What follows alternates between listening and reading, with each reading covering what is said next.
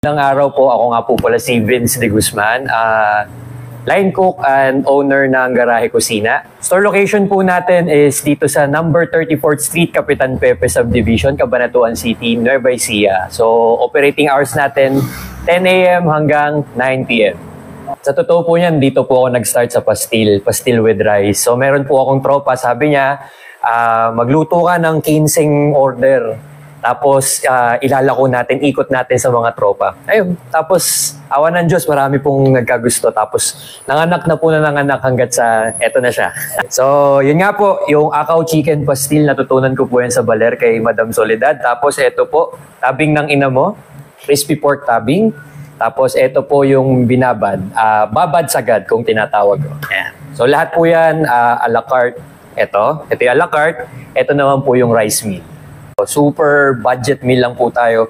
A la carte po natin kay babad sagad is 100 pesos lang po isang order. Good for 2 packs na po siya.